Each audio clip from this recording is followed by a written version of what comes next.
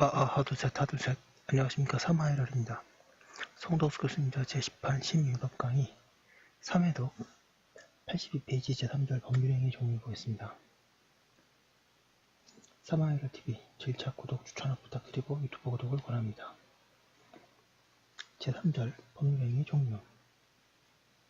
로마 짧은 서설. 법률행위는 여러가지 표준에 의하여 그 종류를 나눌 수 있다. 이하에서는 통상적으로 설명되고 있는 법률행위 종류를 적어보기로 한다. 로마자 2번에 단독행위, 계약, 합동행위. 1번에 법률행위는 그것의 요소인 의사표시의 수와 모습에 따라 단독행위, 계약, 합동행위로 나눠진다. 이는 법률행위 분류 가운데 가장 기본적인 것이다. 83페이지에 1번의 단독행위. 단독행위는 하나의 의사표시에 의하여 성립하는 법률행위이며 일방행위라고도 한다. 그것은 하나의 의사표시만으로 성립하는 점에서 복수의 의사표시를 필요로 하는 계약, 합동행위가 구별된다. 법률행위는 상대방이 있느냐에 따라 상대방이 있는 단독행위와 상대방이 없는 단독행위로 세분된다. 동그라미 1번에 상대방이 있는 단독행위는 상대방에 대하여 행하여지는 단독행위이다. 그런데 여기서 상대방이 반드시 특정인이어야 하는 것은 아니다. 대부분이 특정이어야 했으나 불특정 다수는 상대방을 하는 경우도 있다. 동의, 채무면제, 추임, 취소, 상계, 해제, 해지 등은 전자의 예이고 현상광고를 단독행위로 본다면 그것은 후자의 예이다. 이들 중 특정한 상대방에 대하여 행하여지는 단독행위는 의사표시가 상대방에게 도달해야 효력이 발생한다. 상대방 없는 단독행위는 상대방이 존재하지 않는 단독행위이다. 상대방 없는 단독행위는 대체로 의사표시가 있으면 곧 효력이 발생하나 관청의 수령이 있어야만 효력이 발생하는 것도 있다. 2번 재단법인 설립행위, 권리의 포기는 전자의 예이고 상속포기, 채권자에 의한 공탁의 승인은 후자의 예이다. 사적 자치에 따라 단독행위의 자유가 인정되는가? 여기에 관하여 다솔은 민법, 기타, 법률에 특별한 규정이 있는 경우에 하나여 행하여질 수 있다고 한다. 그런데 사견으로는 단독행위 가운데 소유권 포기와 같이 타인의 권리 맹매에 영향을 미치지 않는 단독행위는 사적 자치의 원칙상 자유롭게 행하여질 수 있으나 타인의 권리 맹매에 영향을 미치게 하는 단독행위는 비록 그것이 타인에게 이익만을 주는 경우에도 법률이 허용하는 때에 한하여 행해질 수 있다고 할 것이다. 단독행위는 보통 하나의 당사자에 의해서 행하여진다. 그러나 수인의 당사자가 단독행위를 하는 것도 가능하다. 수인이 재단법인의 설립행위를 하는 경우 해제권, 해지권이 있는 계약 당사자 일방이 수인일 때에 그 수인이 해제권, 해지권을 행사하는 경우가 그 예이다. 이러한 경우에는 단독행위가 경합하고 있는 것으로 이해된다.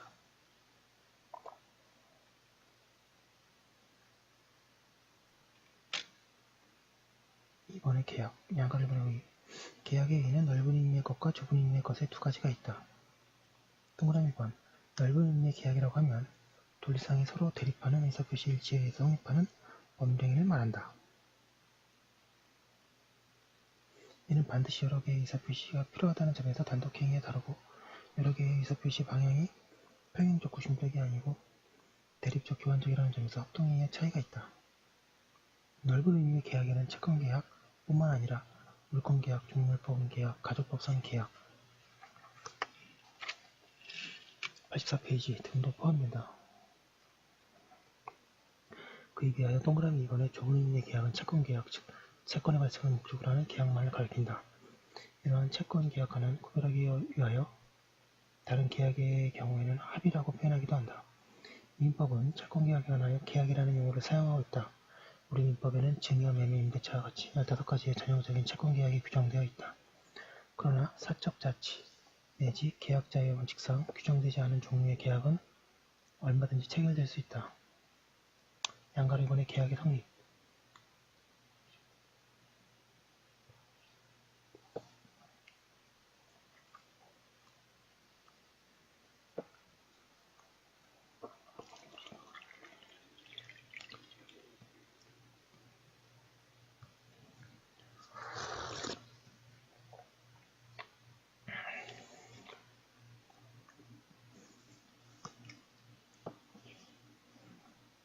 양가르곤의 계약의 성립.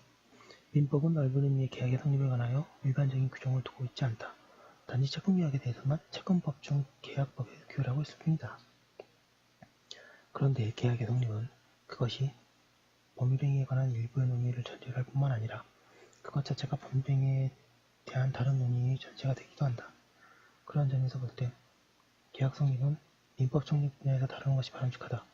그렇지만 계약 성립이라는 우리 민법 전상의 채권법 분야의 일부분을 모두 가져오는 것은 부담스럽기 때문에 여기서는 법률행위에 관한 논의에 위하여 필요한 최소한도의 범위에서만 그에 관하여 설명하기로 한다.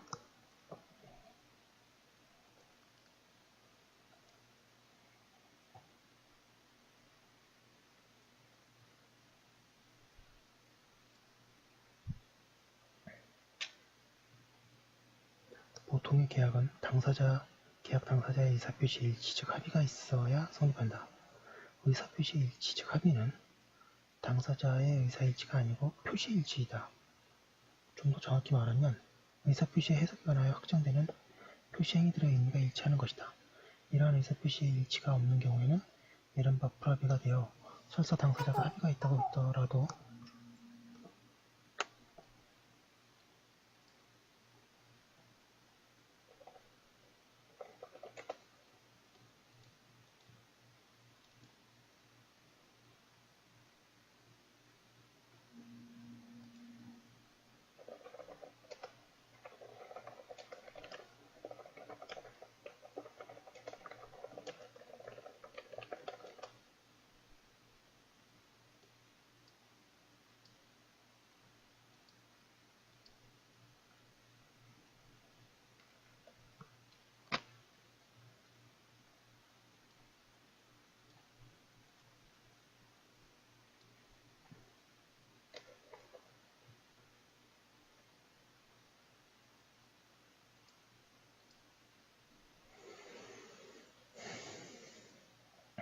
계약은 극히 예외적인 경우를 제외하고는 성립하지 않는다.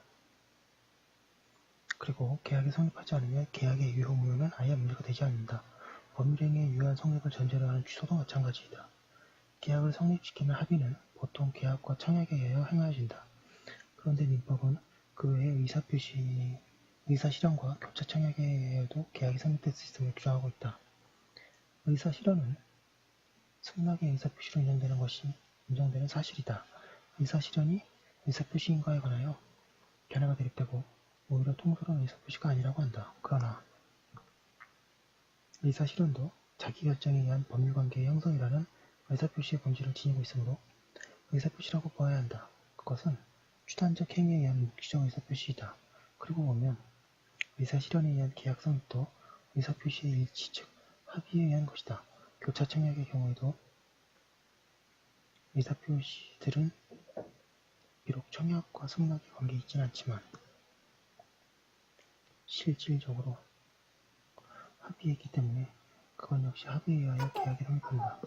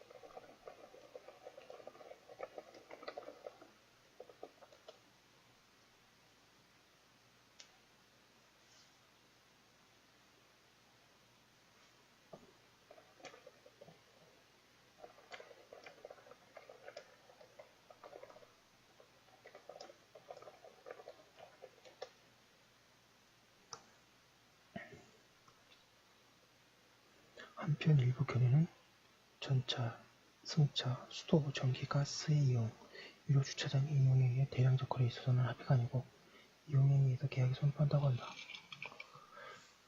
85페이지에 그러나 이러한 이론은 부정되어야 하며 그러한 경우도 합의에 의하여 계약이 성립한다고 하여야 한다. 주의할 것은 의사실현을 의사표시가 아니라고 하거나 또는 사실적 계약관계론을 취하는 경우에는 합의에 의하지 않고 계약이 성립하는 경우가 있게 되어 계약의 개념 정의를 바꿔야 한다는 점이다. 즉 계약은 의사표시의 일치에 의하여 성립하는 법령이라고 할 수 없는 것이다.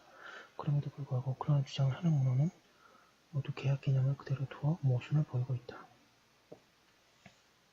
계약에 관해서는 채권에서 아주 자세히 배우도록 하겠습니다. 3번에 합동행위.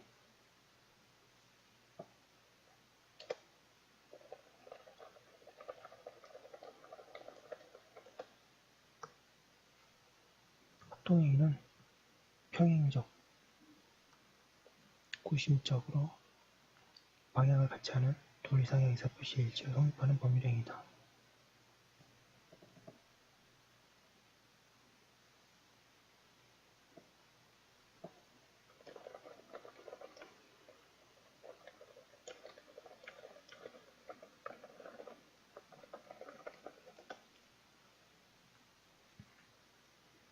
그것은 여러 개의 의사표시를 요하는 점에서 단독행위와 다르고 그 여러 개의 의사표시가 방향을 같이 하며 각 당사자에게 동일한 의미를 가지고 또 같은 법률 효과를 가져오는 점에서 계약과 구별된다. 사단법인의 설립행위가 그 전형적인 예이다. 로마서 3번에 요식행위와 불요식행위. 법률행위는 그것이 일정한 방식에 따라서 행하여져야 하느냐 여부에 의하여 요식행위와 불요식행위로 나눠진다. 요식행위는 일정한 방식에 따라 하여야만 효력이 인정되는 법률행위고 불요식행위는 방식에 구속되지 않는 자유롭게 행해질 수 있는 법률행위이다.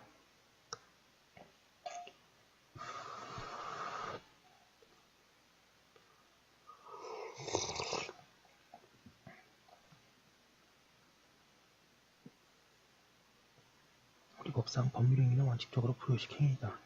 다만 법률 규정 또는 당사자의 합의에 의하여 일정한 방식이 요구된 경우에는 예외이다. 법률은 행위자로 하여금 신중하게 행위를 하게 하거나 또는 법률관계를 명확하게 하기 위하여 일정한 방식을 요구하는 때가 있다. 유언, 법인 설립행위, 인지, 입양, 혼인, 후견 계약 등이 그 예이다. 그런가 하면 외형을 신뢰하여 신속하고 안전하게 거래를 할 수 있도록 하기 위하여 방식을 요구하는 때도 있다. 어음, 수표 등의 유가증권에 관한 행위가 그 예이다.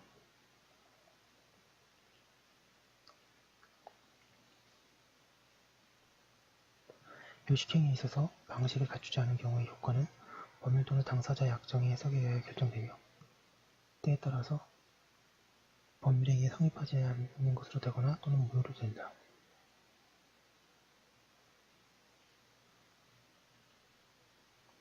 로마서 4번에 생전행위, 사후행위, 사인행위, 법률행위는 그 효력이 행위자의 생전에 발생하는가, 사망 후에 발생하는가에 따라 생전행위 86페이지 사후행위로 나눠진다. 보통의 법률행위는 생전행위이나 유언, 사인증여는 사후행위이다.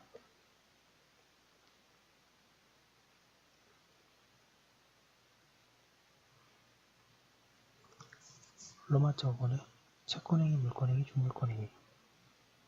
법률행위는 그것에 의해 발생하는 법률 효과에 따라 채권행위, 물권행위, 준물권행위로 나눠진다. 이는 매우 중요한 분류이다. 채권행위는 채권을 발생시키는 법률행위이다. 증여, 매매, 임대차가 그 예이다. 채권행위는 의무부담행위라고 한다. 채권행위가 있으면 채권자는 채무자에 대하여 일정한 행위를 청구할 수 있는 권리를 가지지만 존재하는 권리가 직접 변동하지 않는다. 그러므로 채권행위에 있어서 채무자가 그의 채무를 이행할 때에 비로소 완전히 목적을 달성하게 된다. 그러한 채권행위는 이행이라는 문제를 남긴다는 점에서 물권행위, 준물권행위와 다르다.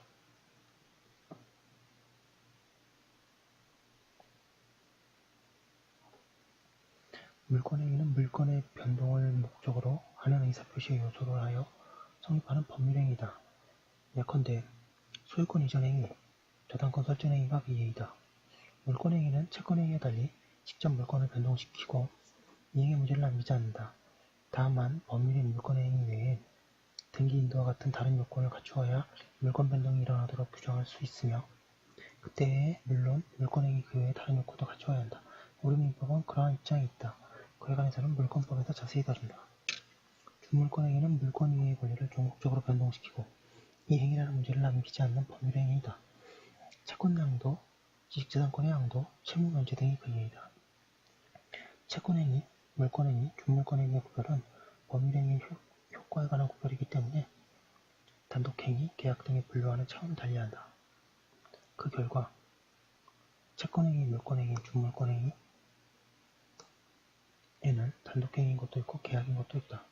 채권행위 가운데 매매와 같은 채권계약은 모두 계약이나 유증, 현상광고 등은 단독행위이다. 물권행위 중에도 소유권의 포기, 제한물권의 포기는 단독행위에 속하고 소유권 이전의 합의, 저당권의 설정은 합의는 계약이다. 그리고 준물권 행위에 있어서 채권 양도, 지식재산권의 양도는 계약이지만 채무 면제는 단독행위이다. 물권행위, 준물권행위는 모두 처분행위에 해당한다. 이러한 처분행위는 처분권자의 처분권을 전제로 한다. 그리하여 처분권 없는 자의 처분행위는 무효이다. 요즘 우리의 일본론은 독일론을 따라서 법률행위를 채권행위, 물권행위, 준물권행위로 나누는 것 대신에 의무를 발생시키는 행위인 의무부담 행위 87페이지와 권리를 이전, 변경, 소멸시키는 처분행위로 나누고 있다. 그러므로 채권행위는 모두 의무부담 행위이고 처분행위에는 물권행위, 준물권행위를 포함하여 여러 가지가 있다고 한다. 생각건대 처분행위는 본래 관리행위에 대비되는 개념일 뿐만 아니라 그것에는 법률적 처분행위 외에 사실적 처분행위도 있기 때문이다. 그 개념을 법률행위 종류로서 사용하는 것은 적절하지 않다. 처분행위에 해당하는 법률행위에 관하여 처분행위로서의 특수성을 인정하면 충분할 것이다. 로마자 6번의 재산행위, 가족법상의 행위. 법률행위는 그것이 재산상의 법률행위에 관한 것인가, 가족법상의 법률행위에 관한 것인가에 따라 재산행위와 가족행위로 나누어진다. 가족법상의 행위는 신분행위라고도 한다. 예컨대 매매, 임대차, 소유권 이전 행위 등은 재산행위이고 혼인, 입양, 임시 등은 가족법상의 행위다. 상속법상의 행위는 1990년 민법 개정 이후에는 재산행위로 보아야 한다. 로마자 7번의 출연행위, 비출연행위. 방금 본 재산행위는 출연행위와 비출연행위로 나눠진다. 출연행위는 자기의 재산을 감소시키고 타인의 재산을 증가하게 하는 법률행위이고 비출연행위는 타인의 재산을 증가하게 하지는 않고 자신의 재산을 감소시키거나 직접 재산의 증감을 일어나지 않게 하는 행위이다. 매매, 임대차 등의 채권계약, 소유권 양도 행위, 저당권 설정 행위와 채권 양도 등은 출연행위이고 소유권 포기, 대리권의 수요 등은 비출연행위이다. 출연은 출제라고도 하며 출연행위는 출제행위라고도 할 수 있다. 출연행위는 다시 다음과 같이 세분된다. 1번의 유상행위, 무상행위. 출연행위에는 자기의 출연에 대하여 상대방으로부터 그것에 대응하는 출연을 받는 것과 그렇지 않은 것이 있다. 앞의 것이 유상행위이고 뒤의 것이 무상행위이다. 매매, 임대차, 고용 등은 유상행위의 예이고 증여, 사용대차, 무이자, 소비대차는 무상행위의 예이다. 유상행위, 무상행위의 구별은 보통 채권계약에 관하여 행하여지나 단독행위의 경우에도 유상행위를 인정할 수 있다. 예컨대 부담부 유증은 단독행위이지만 대가적 출연을 조건으로 함으로 유상행위이다. 한편 부담부 증여는 상대방의 출연이 있긴 하나 그것이 대가적 출연이 아니어서 무상행위에 해당한다. 유상행위 가운데 유상계약은 매매에 관한 규정이 규정된다.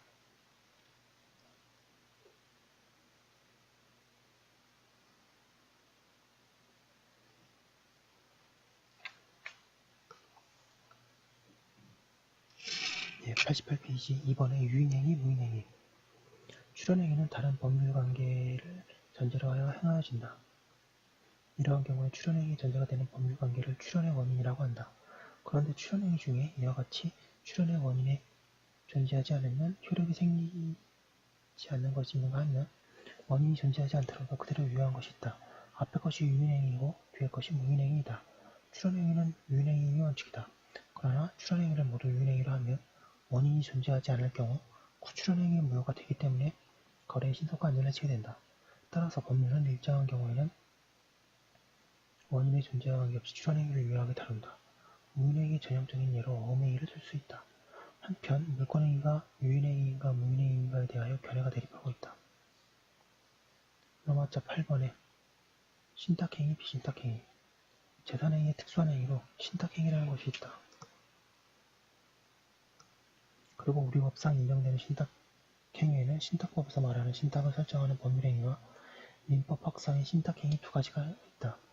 신탁법상의 신탁이란 신탁을 결정하는 자와 신탁을 인수하는 자 간의 신임관계에 기하여 위탁자가 수탁자에게 특정한 재산을 이전하거나 담보권을 설정 또는 그 밖에 처분을 하고 수탁자로 하여금 일정한 자의 이익 또는 특정의 목적을 위하여 그 재산의 관리, 처분, 운용, 개발, 그 밖에 신탁 목적의 달성을 위하여 필요한 행위를 하게 하는 법률관계이고 이러한 신탁을 설정하는 계약, 유언, 신탁 선언은 신탁행위이다. 그리고 민법상의 신탁행위는 어떤 경제적인 목적을 달성하기 위해서 당사자 일방이 상대방에게 그 목적 달성에 필요한 정도를 넘는 권리를 이전하면서 상대방으로 하여금 그 이전을 받은 권리를 당사자가 달성하려고 하는 경제적 목적의 범위 안에서 행사하게 하는 법률행위이며 동산의 양도담보, 주식물리한 채권양도가 그에 해당한다. 그 외에 과거 판례에 의하여 확립된 명의신탁이 신탁행위인가에 관하여 논쟁이 있었으나 현재는 신탁특별법에 의하여 원칙적으로 무효로 규정되어 있다. 89페이지 로마자 9번 기타의 법률을 보겠습니다. 1번의 독립행위, 보조행위 독립행위는 직접 법률관계의 변동을 일어나게 하는 행위, 법률행위이고 보조행위는 단순히 다른 법률행위 효과를 형식적으로 보충하거나 확정하는 데 불과한 행위다. 대부분의 행위는 독립행위나 동의, 추인, 대리권의 수요 등은 보조행위에 속한다. 2번에 주된행위, 종된행위 법률행위가 유효하게 성립하기 위하여 다른 법률행위 존재를 전제로 하는 경우에 그 행위를 종된행위라고 하고 그 전제가 되는 행위를 주된행위라고 한다. 예컨대 부부재산 계약은 혼인의 종된 계약이고 보증계약이나 질권설정계약은 근본소비대 이착의 종된 계약이다. 종된 행위는 주된 행위의 법률상 업무를 같이 하는 것이 원칙이다. 자, 너무 서둘렀네요. 이것 좀 일단 올려놓고 다음 거 차분하게 하도록 하겠습니다. 잠시만요.